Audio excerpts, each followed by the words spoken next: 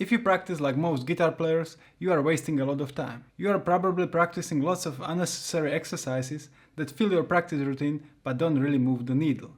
You are basically the same guitar player year after year. But it doesn't have to be like that. If you apply what I am about to teach you in this video, you can teach yourself guitar much faster in 2024. Are you ready? Let's go! But first I need to show you something.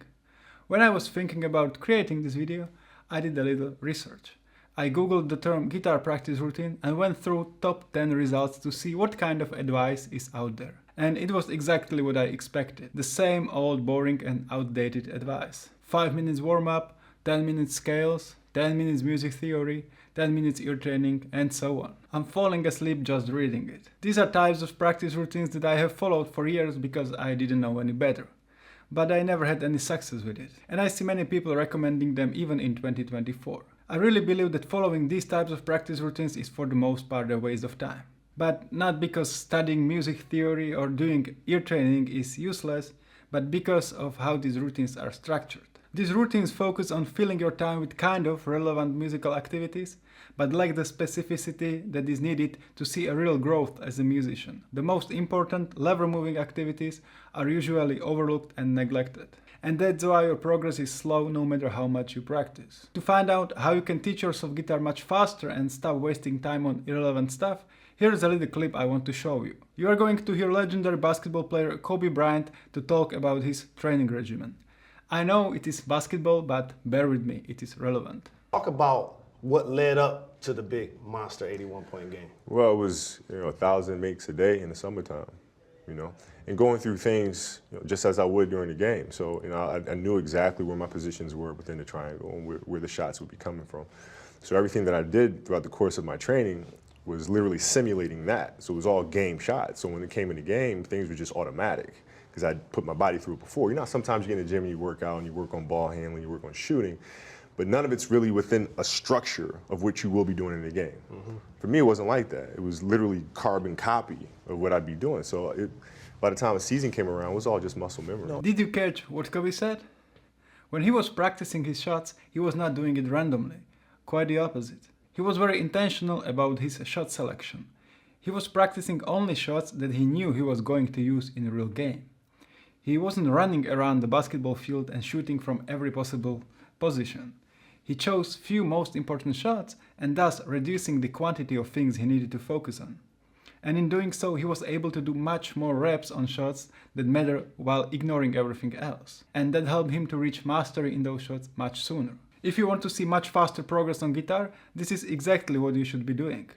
You have to choose the most important stuff needed to become the guitar player you wish to be. Instead of trying to learn everything, you need to focus on few most important techniques and concepts and practice them in a way you intend them to use. By doing so, you stop wasting time on things that are not crucial for your success. Just think about all the legendary guitar players.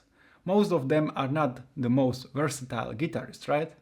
But they are extremely good at what they are doing. The best way how to apply this is what I call project-oriented guitar practice. I've talked about that more in this video. Basically, you need to start with a specific, ideally creative result you want to achieve and reverse engineer what you need to learn in order to make it happen. Once you know what you are after, it will reveal any lack of knowledge and skill on your part. Then you can start closing the gap learning those specific skills in specific context. This way you can ensure that you are working on concepts and techniques that really matter for your progress, not some random exercises or licks that you saw on Instagram or YouTube. To give you an example, here is one of my past projects. It is me playing a solo over Peter Green's song Need Your Love So Bad.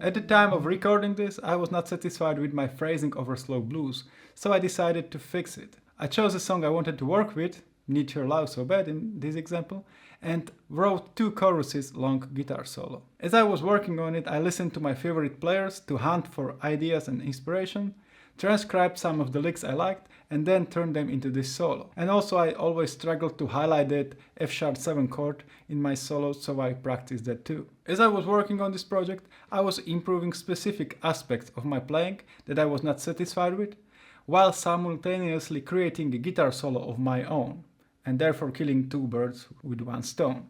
So here is the process again. First choose a project, then start creating, then learn what you need to learn. Instead of mindlessly running up and down all the positions of major scale in every key, you will be forced to create a guitar solo using one specific scale. Instead of working on spider exercise, you will practice a difficult lick that forces your technique to improve in specific ways that will allow you to express yourself. Instead of identifying intervals in an app, you will transcribe a piece of music that you will use as a springboard for your own ideas. This way you learn as you create and create as you learn. Everything tightly connected together, developing skills that you can use right away in the real world. Sure, it might be harder to practice like this, but the results will speak for themselves. If you follow this process, you can really teach yourself guitar much faster in 2024.